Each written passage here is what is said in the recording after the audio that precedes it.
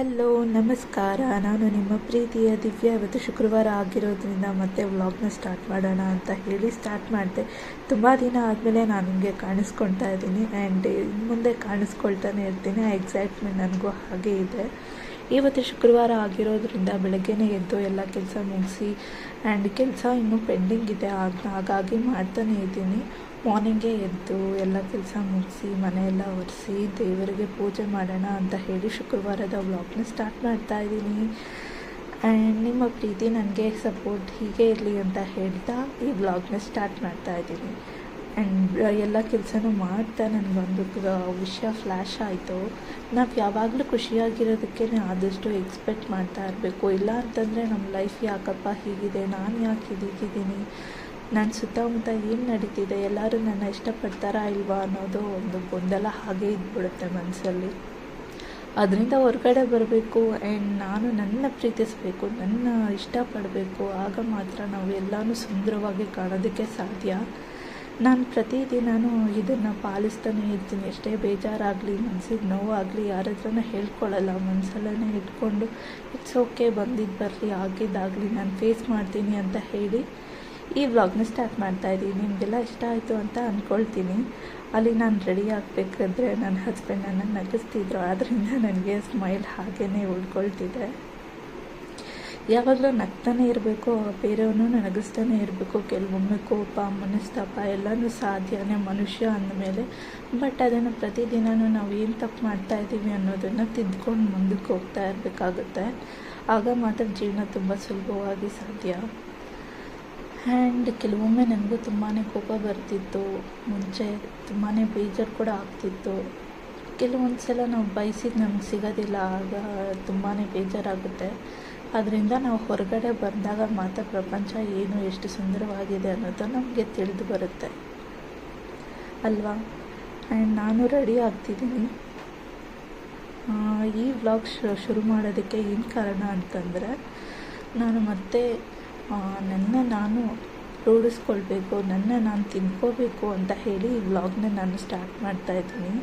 ನಾನು ತುಂಬಾ ಮಿಸ್ಟೇಕ್ಸ್ ಮಾಡ್ತಾನೆ ಇರ್ತೀನಿ, ರೆಕ್ಟಿಫೈ ಮಾಡೋದಕ್ಕೆ ಆಗೋದಿಲ್ಲ. ಆ ಟೈಮಲ್ಲಿ ನಾನು ಏನು ಮಾಡ್ತೀನಿ ಅಂತಂದರೆ, ನಾನು ಈ ತಪ್ಪು ಮಾಡ್ತಾಯಿದ್ದೀನಿ, ಇದನ್ನು ಮುಂದೆ ಮಾಡಬಾರ್ದು, ತಿದ್ಕೋಬೇಕು, ಎಷ್ಟೇ ಕಷ್ಟ ಆದ್ರೂ ಪರವಾಗಿಲ್ಲ, ತಿದ್ಕೊಂಡು ಮುಂದೆ ಹೋಗಬೇಕು ಅಂತ ಹೇಳ್ತಾ ಈಗ ನಾನು ರೆಡಿ ಆಗ್ತಿದ್ದೀನಿ. ಇವತ್ತು ಶುಕ್ರವಾರ ಆಗಿರೋದ್ರಿಂದ ಸ್ಯಾರಿ ಉಟ್ಕೊಳ್ಳೋದು ಕಂಪಲ್ಸರಿ ಇಲ್ಲಿ. ಆದ್ದರಿಂದ ಸ್ಯಾರಿ ಎಲ್ಲ ಉಟ್ಕೊಂಡು ರೆಡಿ ಆಗ್ತಿದ್ದೀನಿ. ಪೂಜೆಗೆ ಟೈಮ್ ಆಗುತ್ತೆ ಅಂತ ಹೇಳಿ ನಮ್ಮದೇ ಒಂದು ಗಾರ್ಡನ್ ಇದೆ. ಗಾರ್ಡನಲ್ಲಿ ಫ್ಲವರ್ಸ್ ಎಲ್ಲನೂ ಬೆಳೆಸಿದ್ದೀವಿ. ಆ ಫ್ಲವರ್ಸ್ನ ತೊಗೊಬಂದು ದೇವರಿಗೆ ಅದೇ ಪೂಜೆಗೆ ಇಡ್ತೀವಿ. ಸೊ ಆ ಹೂವನ್ನ ತೋರಿಸ್ಬೇಕು ಅಂತಂದರೆ ಓಕೆ, ಸೊ ತೋರಿಸೋಣ. ಅದು ಇನ್ನೊಂದು ವ್ಲಾಗ್ನ ಮಾಡ್ತೀನಿ. ಆ್ಯಂಡ್ ನಾವು ನಮ್ಮ ಸುತ್ತಮುತ್ತ ಇರೋರನ್ನ ಖುಷಿಯಾಗಿ ಇಟ್ಕೋಬೇಕು. ಆಗ ಮಾತ್ರ ಲೈಫ್ ತುಂಬ ಚೆನ್ನಾಗಿರುತ್ತೆ. ನಾವೇ ಖುಷಿಯಾಗಿರಬೇಕು, ನಾನೇ ಎಲ್ಲ ನನ್ನದೇ ನಡೀಬೇಕು ಅಂತಂದರೆ ಅದು ತುಂಬಾ ಕಷ್ಟ. ಈಗ ಎಲ್ಲ ನಡೆದ್ರೂ ಮುಂದೆ ನಮಗೆ ಏನೂ ದಕ್ಕೋದಿಲ್ಲ, ಅದು ಮಾತ್ರ ಸತ್ಯನೇ. ಸೊ ಮುಂದೆ ನಾವು ಚೆನ್ನಾಗಿರಬೇಕು ಅಂತಂದರೆ ನಾವು ತಪ್ಪುಗಳನ್ನ ತಿದ್ದುಕೊಂಡು ಮುಂದೆ ಹೋಗಬೇಕು. ಸೊ ನಾನು ರೆಡಿ ಆದೆ. ಬಿಸಿ ಅಂತ ಅಂದ್ಬಿಟ್ಟು ಹೇರ್ ಸ್ಪಾ ಥರನೇ ಇರುತ್ತೆ. ಅದು ಬಂದುಬಿಟ್ಟು ಹೇರ್ ಸಿರಮ್ ಮತ್ತು ಎಲ್ಲನೂ ಅವೈಲಬಲ್ ಇದೆ. ಇದು ಬಂದು ಬಿಸಿ ಹೇರ್ ಕೇರದು. ನಾನು ಇದನ್ನು ಸ್ನಾನ ಆದಮೇಲೆ ಒಂದು 5 ನಿಮಿಷ ಒಣಗಿಸಿದ್ದಾದಮೇಲೆ ಇದನ್ನು ಹಚ್ಕೊಳ್ತೀನಿ. ಬಿಸಿಲನ್ನೇನು ಒಣಗಿಸೋದಿಲ್ಲ ಒಳಗಡೆನೆ. ಸೊ ಇದನ್ನು ಆರಿಸಿ ನೀರೆಲ್ಲ ಫುಲ್ಲು ಡ್ರೈ ಆದಮೇಲೆ ಇದನ್ನು ಅಪ್ಲೈ ಮಾಡ್ಕೋಬೇಕು. ಆಗ ತುಂಬಾ ಸಿಲ್ಕಿ ಆಗಿರುತ್ತೆ ಹೇರ್ಸು. ನಾನು ಇದನ್ನು ತುಂಬ ವರ್ಷದಿಂದ ಯೂಸ್ ಮಾಡ್ತಾಯಿದ್ದೀನಿ. ತುಂಬಾ ಚೆನ್ನಾಗಿದೆ ಇದು ಬಿಟ್ಟರೆ ನಾನು ಬಿ ಬ್ಲಂಟ್ ಯೂಸ್ ಮಾಡ್ತಾಯಿದ್ದೀನಿ. ಬಿ ಬ್ಲಂಟ್ ಶ್ಯಾಂಪು ಅಂತೂ ತುಂಬಾ ಸಖತ್ತಾಗಿದೆ. ಅದನ್ನೇ ನಾನು ತುಂಬ ವರ್ಷದಿಂದ ಯೂಸ್ ಮಾಡ್ತೀನಿ. ಆದಷ್ಟು ಬೆಚ್ಚಗಿರೋ ನೀರಲ್ಲಿ ಸ್ನಾನ ಮಾಡಬೇಕು ತಲೆಗೆ. ಅದರಿಂದ ತಲೆ ಕೂದಲು ತುಂಬಾ ಉದುರೋದು ಕಡಿಮೆ ಆಗುತ್ತೆ. ನಮಗೆ ಹೆಲ್ತಲ್ಲಿ ಏನೇ ಇಶ್ಯೂ ಇದ್ರೂ ಅದನ್ನು ಆದಷ್ಟು ಸಾಲ್ವ್ ಮಾಡ್ಕೋಬೇಕು. ಇಲ್ಲ ಅಂತಂದರೆ ಹೇರ್ ಫಾಲು, ನಿದ್ದೆ ಸರಿಯಾಗಿರೋದಿಲ್ಲ, ಊಟ ಸರಿಯಾಗಿ ಸೇರೋದಿಲ್ಲ. ನಮ್ಮನ್ನು ನಾವು ಆದಷ್ಟು ಕೇರ್ ಮಾಡ್ಕೊಳ್ಳೋದ್ರಿಂದ ನಮ್ಮ ಡೈಲಿ ರೋಟೀನ್ ತುಂಬ ಚೆನ್ನಾಗಿರುತ್ತೆ. ಸೊ ಇದೇ ಫ್ಲವರ್ಸು ನಮ್ಮ ಗಾರ್ಡನಲ್ಲಿ ಬಿಟ್ಟಿದ್ದು. ಇನ್ನೊಂದು ಸತಿಗೆ ನಾನು ಆ ವ್ಲಾಗ್ನ ಮಾಡ್ತೀನಿ. ಈಗ ನಾನು ಪೂಜೆನ ಸ್ಟಾರ್ಟ್ ಮಾಡಬೇಕು ಅಂತ ಹೇಳಿ ದೇವರಿಗೆ ಹೂವನ್ನೆಲ್ಲ ಇಟ್ಟು ಪೂಜೆಗೆ ರೆಡಿ ಮಾಡ್ತಿದ್ದೀನಿ. ಸೊ ಪೂಜೆ ಶುರುವಾಯಿತು.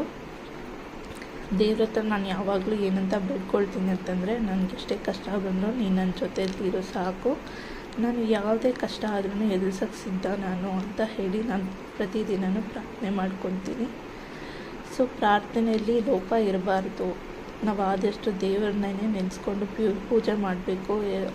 ಸೊ ಏನೇ ಮೈಂಡ್ ಡೈವರ್ಟ್ ಆದ್ರೂ ಮತ್ತೆ come back again come back. ದೇವ್ರನ್ನ ಅಷ್ಟೇ ನೆನೆಸ್ಕೊಳ್ಳಿ. ನನಗೆ ಇಷ್ಟು ಕಷ್ಟ ಇದೆ, ಇಷ್ಟು ನೀನು ನೋಡೋದೇ ಇಲ್ಲ, ನಿನಗೆ ಮನಸ್ಸೇ ಇಲ್ಲ ಅಂತ ಬೈಕೋಬೇಡಿ ದೇವ್ರನ್ನ. ನೀವು ಇರೋದ್ರಲ್ಲೇ ಆದಷ್ಟು ಖುಷಿಯಾಗಿರಿ. ದೇವರು ನಮಗೆ ಇನ್ನೂ ಅಷ್ಟು ಸಿದ್ಧಿ ಬುದ್ಧಿ ಎಲ್ಲನೂ ಕೊಡ್ತಾನೆ. ಆ್ಯಂಡ್ ಪೂಜೆ ಕಂಪ್ಲೀಟ್ ಆಯಿತು. ಈ ಪೂಜೆನ ಆದಷ್ಟು ನಾನು ಶುಕ್ರವಾರ ಏನು ಮಾಡ್ತೀನಿ ಅಂತಂದರೆ, ಬೆಳಗ್ಗೆನೇ ಎದ್ದು ಕೆಲಸ ಎಲ್ಲ ಮುಗಿಸಿ ಸೊ ದೇವರಿಗೆ ನೈವೇದ್ಯ ಎಲ್ಲರಿಗೂ ಒಳ್ಳೆಯದಾಗಲಿ ಅಂತ ಹೇಳ್ತಾ ಈ ಬ್ಲಾಗ್ನ ಇಲ್ಲಿ ನಿಲ್ಲಿಸ್ತಿದ್ದೀನಿ. ನಿಮಗೆ ಇಷ್ಟ ಆದಲ್ಲಿ like, comment and subscribe, share ಮಾಡೋದನ್ನು ಮರಿಬೇಡಿ. Thank you.